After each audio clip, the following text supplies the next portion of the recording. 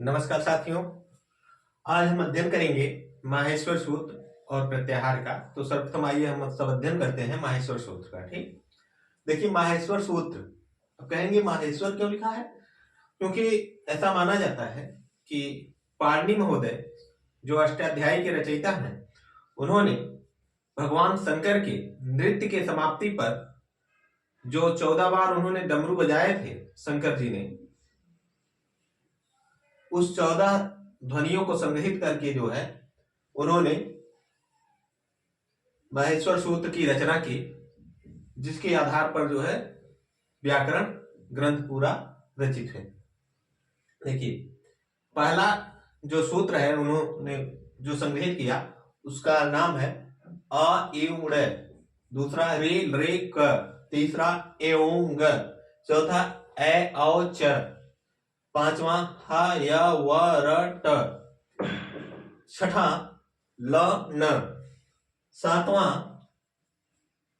य म ग ड़ न म, आठवां झ भ य, नवा घ ढ ध स, दसवां ज ब ग ड द स, 11वां ख फ छ ठ थ च ट ट व, 12वां क प य, 13वां स स स र, स ख स र, 14वां ह ल।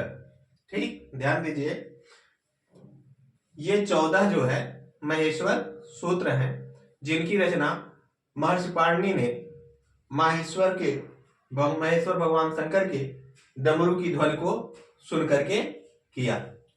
इन महेश्वर सूत्रों को हम, क्योंकि ये इनकी संख्या 14 है, इसलिए हम चतुर्दश सूत्र के नाम से भी जानते हैं। प्रश्न पूछा जाता है, इन्हें ही हम प्रत्याहार सूत्र भी कहते हैं, क्योंकि प्रत्याहार का निर्माण भी हम इन्हीं सूत्रों के आधार पर करते हैं। अभी हम आपको बताएंगे। जैसे आप जो है अच के प्रत्याहार के अंतर्गत हम लोग जानते हैं कि जितने स्वर वर्ण हैं सभी आते हैं, तो अयुड़ का आ और एवज का चा मिलकर अच होता है। तो ठीक इसी प्रकार प्रत्याहार बनाने के लिए भी क्या हम महेश्वर सूत्रों का उपयोग करते हैं, इसलिए प्रत्याहार सूत्र भी इन्हें कहा जाता है। क्योंकि ये भगवान शिव से प्राप्त है, इसलिए इन्हें शिव सूत्र या महेश्वर सूत्र के नाम से भी जाना जाता है। इन्हें वर्ण समाम्नाय सूत्र भी कहते हैं। प्रश्न पूछा जाता है परीक्षाओं में अक्सर, ध्यान दीजिएगा बिंदुओं पर। अगर बात की जाए तो इस सूत्र में हा वर्ण की गणना 2 बार की गई है, एक हैवरट का हा और दूसरा हल का हा। ठीक, और ड़ा इत संज्ञक वर्ण भी जो है वह 2 बार आया है, पहला अयुड़ का ड़ा और दूसरा लन का ड़ा। ठीक, कुल इस संज्ञक वर्णों की बात अगर की जाए महेश्वर सूत्रों में, तो इसमें 14 कुल इस संज्ञक वर्ण महेश्वर सूत्र में कितने हैं? 14 हैं। लेकिन अगर लड़ के आकार की गणना की जाती है तो कुल जो इस संज्ञक वर्ण है वो 15 कहे जा सकते हैं। सूत्रों में अंतिम वर्ण जो है, जो व्यंजन वर्ण होता है, वह इत कहलाता है। जैसे इसमें ङ, क, ड़, ट, ण, च, ये सब जो अंतिम हलंत वर्ण है, व्यंजन वर्ण, इन्हें इत कहेंगे। ठीक, और इन्हीं की संज्ञा होती है। तो इस संज्ञा करने वाले जो सूत्र हैं वो पहला है हलंत्यम। हलंत्यम क्या करता है? जो उपदेशावस्था में अंतिम हल होता है उसकी इत संज्ञा कर देता है। और एक दूसरा सूत्र है तस्य लोपः। इस हलंत्यम सूत्र से जिसकी संज्ञा होती है, जिस अंतिम हल वर्ण की संज्ञा होती है, तस्य लोपः से उसी इस संज्ञक वर्ण का लोप कर दिया जाता है।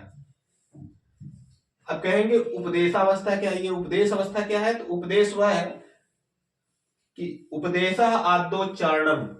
उपदेश क्या है? पाणिनि कात्यायन पतंजलि द्वारा जो प्रथम पाठ किया गया या जो प्रथम उच्चारण किया गया वही जो है उपदेश है। उन्होंने जो कुछ भी कहे हैं अपने ग्रंथों में उसी को हम जो है उपदेश मानते हैं। ठीक, अब ध्यान दीजिएगा, इसमें महेश्वर सूत्र याद करने के लिए पहले चार जो हैं आ ई उ मतलब अयुण, ऋलिक, एवं और एओच, ठीक। ये जो पहले सबसे पहले क्या है, स्वर आते हैं, उनके बाद अंतस्थ वर्ण आएंगे, ठीक। और फिर अगर बात की जाए तो वर्ग, हर वर्ग के पंचम पंचम वर्ण, ठीक। हर वर्ग का क्या है, पंचम वर्ण है। उसके बाद हर वर्ग का क्या है, चतुर्थ वर्ण आएगा, और फिर तीसरा वर्ण, और फिर दूसरा वर्ण, और बाद में जो है पहला वर्ण, और सबसे अंत में शाखा स ह, शाखा स र, ठीक। ये जो है जिन्हें हम ऊष्म वर्ण कहते हैं, ये आते हैं, ठीक। अब अगर बात की जाए प्रत्याहार निर्माण की, तो हमने आपको बताया ही था, ठीक, कि प्रत्याहार कैसे बनेंगे। देखिए पहले यहां समझ लीजिए, बाद में भी हम फिर इसको मिला के बताते हैं। जैसे अच प्रत्याहार है, मान लीजिए अयुड़ का आ है और एओज का चा मिलके क्या हो जाएंगे, अच, ठीक। अयुड़ का चा और अयुड़ का आ और एओज का चा मिलके जो है अच प्रत्याहार बनाते हैं। अगर पूछा जाए अच प्रत्याहार में वर्णों की संख्या कितनी है, तो आप गिनिएगा 1 2 3 4 5 6 7 8 9, यानी कितने हैं कुल, 9 वर्ण है। आज कितने हैं, 9, यानी स्वर वर्णों की संख्या कितनी है, 9। अब आप कहेंगे कि यहाँ इनको आप सर गिने नहीं, तो जो अंतिम इस संज्ञक वर्ण है इनकी गणना जो है नहीं की जाती। प्रत्याहार बनाते वक्त जो है अंतिम संज्ञक वर्ण की गणना नहीं की जाती वर्णों में, ठीक। आगे हम प्रत्याहार बताते हैं, ठीक है। आप इसको थोड़ा सा नोट कर लीजिए, फिर इसको मिटाकर हम बताते हैं।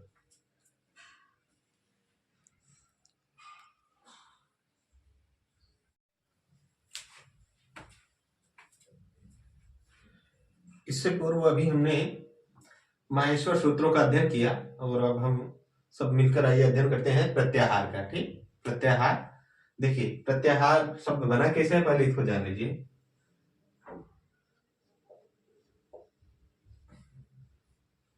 प्रति शब्द है, क्या है, प्रति शब्द है, प्रति, सॉरी, प्रति और आंग ये उपसर्ग है, ठीक। प्रति और आंग उपसर्ग है, और ह्री, टी नहीं तो आप सब समझ लेंगे, ठीक। ह्री धातु है, क्या है ये, ह्री धातु है, और घय, घय प्रत्यय, क्या है, घय प्रत्यय के योग से बना है प्रत्याहार, ठीक। इसका अर्थ है, सॉरी,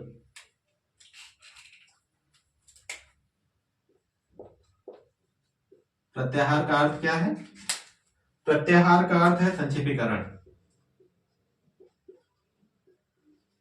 संक्षेपीकरण। संक्षेपीकरण का मतलब समझ ही रहे हैं, बड़ी बड़े से बड़ी बात को छोटे से छोटे बात शब्दों से कहना, ठीक। अर्थात प्रत्याहार करता क्या है, बड़े से बड़े शब्द को छोटा करके बताता है आपको। कैसे छोटा करता है आपको बता रहे हैं, ठीक। पहले इसको देख लीजिए। अर्थ, प्रति आंग उपसर्ग पूर्वक ह्रे धातु घय प्रत्यय के योग से प्रत्याहार शब्द जो है बना है, ठीक। क्या है, प्रत्याहारा होगा जी, विसर्ग रहेगा, ठीक, प्रत्याहार, ठीक। प्रत्याहार शब्द बना है, और इसका अर्थ होता है संक्षेपीकरण। व्युत्पत्ति इसकी जो है वह प्रत्याह्रियन्ते संक्षिप्यन्ते वर्णायत्र सा प्रत्याहार, ठीक, ऐसा कहा गया है। इनके द्वारा वर्णों को जो है कम से कम शब्दों में अधिकतम बात कही जाए वहां क्या है, प्रत्याहार है।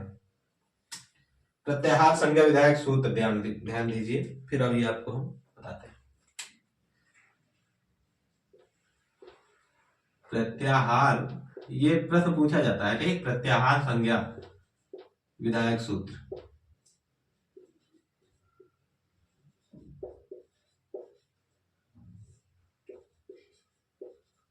ये परीक्षाओं में प्रश्न पूछा जाता है, ठीक है। क्या, आदिरंतेन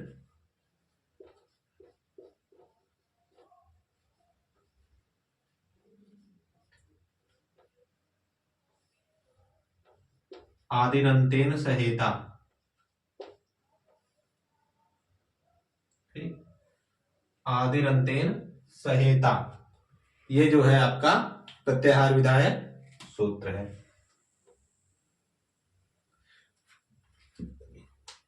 आदि माने प्रथम में और अंत के योग से क्या होता है, प्रत्याहार बनता है। जैसे अब ने भी कुछ समय पूर्व आपको बताया कि प्रत्याहार कैसे बनाए जाते हैं महेश्वर सूत्र में। तो यहां देखिए, जैसे कुछ महत्वपूर्ण प्रत्याहार हैं जिनकी चर्चा कर लेना आवश्यक है। मान लीजिए अच प्रत्याहार है, ठीक, हमने अच का अभी पहले बताया था। अच प्रत्याहार क्या है, अयुड़ के आ से, आ ई उ ड़, ठीक, अयुड़ के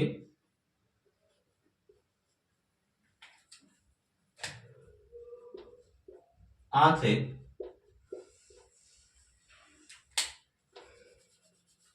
अयुड़ के आ से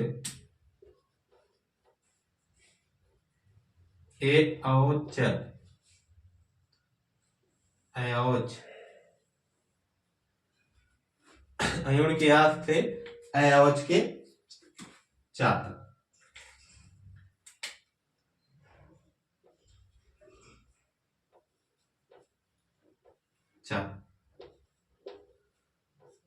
अब समझ गए आप कि अच प्रत्याहार बना कैसे, अयुड़ के आ से लेकर ए औच के चा तक जो वर्ण है वो अच प्रत्याहार के अंतर्गत गिने जाएंगे। यानी कुल वर्ण जो है अच प्रत्याहार के अंतर्गत 9 वर्ण है जिन्हें हम स्वर भी कहते हैं, ठीक। और हल वर्ण जो है वह हाइवरट के हा से, देखिए हल प्रत्याहार जो है वह क्या है, हाइवरट का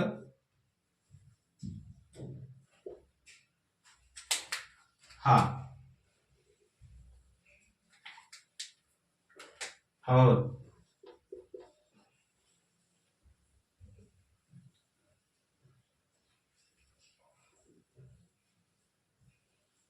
हल का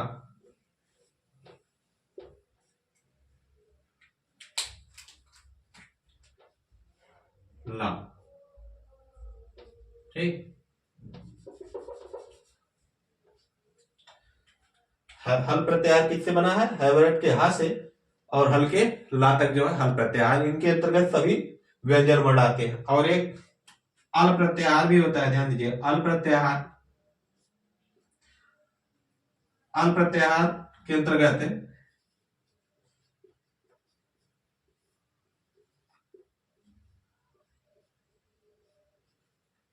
इसके अंतर्गत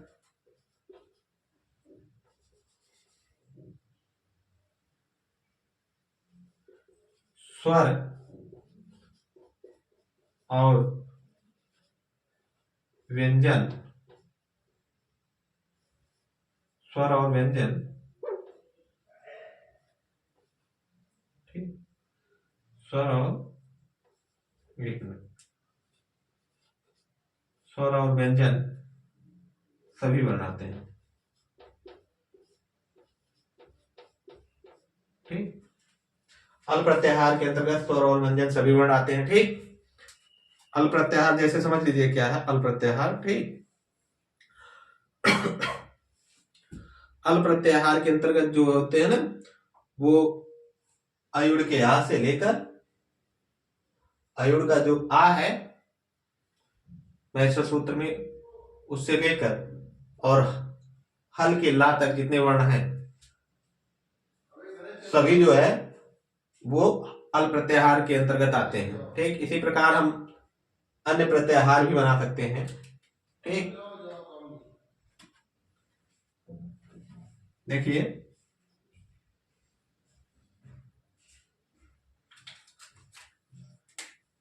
कुल प्रत्याहार अगर पूछे जाए,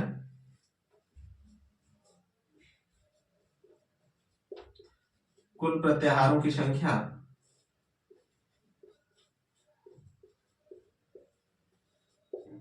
की बात की जाए, यहां से प्रश्न आते हैं। ठीक, तो जो है 42 है। ठीक, कुल प्रत्याहार कितने हैं? पाणिनिक अध्याय में कुल प्रत्याहारों की संख्या कितनी बताई गई है? 42। लेकिन कुछ विद्वान रा और न्या, ध्यान दीजिएगा, कुछ विद्वान रा, कुछ विद्वान क्या करते हैं, जो रा है और या यम यम को भी मानते हैं। ठीक,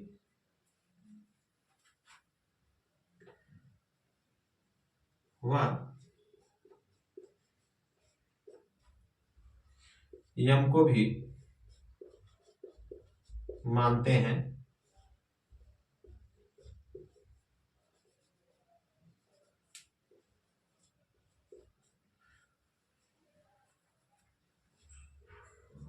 इनके अनुसार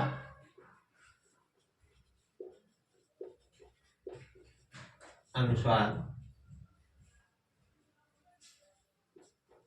43 या 44 हो सकती है। 43 या 44 हो सकते हैं।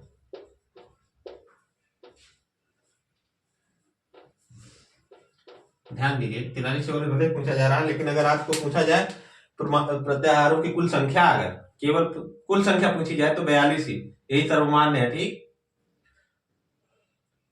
42 ही। इस प्रकार हम जो है और प्रत्याहार भी बना सकते हैं, जैसे अयुण के आ से लेकर ऋलिक के का तक 8 प्रत्याहार बनता है। फिर अयुण के ई से लेकर ऋलिक के का तक 1 प्रत्याहार बनता है। जो महेश्वर सूत्र हैं, उन्हीं 14 महेश्वर सूत्रों से कुल जो है 42 प्रत्याहारों को जो है हम बनाए हैं। और यही जो है 42 प्रत्याहार जो है संस्कृत व्याकरण में प्रमाणिक भी माने जाते हैं। प्रश्नों की संख्या अगर पूछे प्रश्नों में कि कुल प्रत्याहारों की संख्या कितनी है, तो 42 ही, वही जो है प्रमाणिक माना जाता है।